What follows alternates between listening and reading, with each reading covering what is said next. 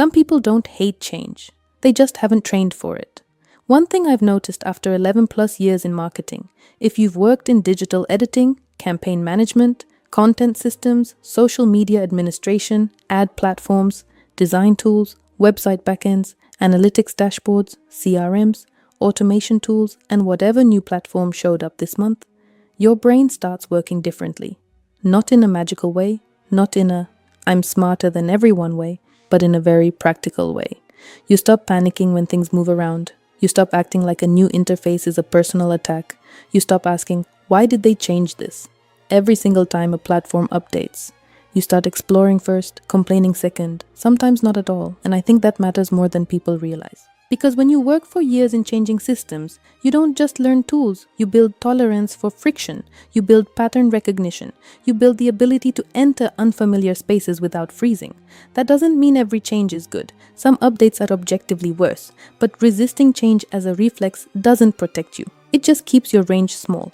The people who adapt faster are not always the most technical ones. Sometimes they're just the least emotionally attached to where the buttons used to be. And honestly, that mindset helps far beyond software.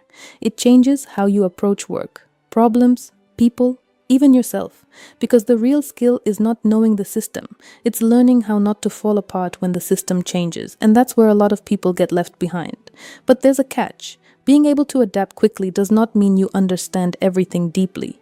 Sometimes it just means you're fast. That difference matters more than people think. One of the weirdest things about working in marketing is this. The more you actually learn, the easier it becomes to spot people who learn just enough to become loud. You know the type. They watched 3 videos, read 1 headline, maybe tested one thing once, and suddenly they fully understand branding strategy, algorithms, audience psychology, creative direction, paid media, content, positioning, and how your business should be run. Impressive, truly. This isn't about honest opinions or real feedback. I respect both. This is about something else. People forcing certainty in areas they barely know. And to be fair, this doesn't only apply to other people. A lot of us probably come with this tendency by default at some point, but experience has a very humbling effect. When you've been inside enough systems, enough campaigns, enough mistakes, enough failed ideas, enough last-minute changes, enough this should have worked but didn't moments, you become less obsessed with sounding right and more interested in understanding what's actually true. That's why I no longer confuse confidence with competence. Some of the most limited people I've met were extremely sure of themselves. Some of the strongest professionals I've met were still asking better questions. And I'm genuinely grateful I learned to notice that difference. Because it changed the kind of people I allow around me. Not the loudest ones, not the fastest talkers, not the ones trying to dominate the room with borrowed certainty. The ones who can think, listen, stay open, and speak from something deeper than a trend they consumed that morning.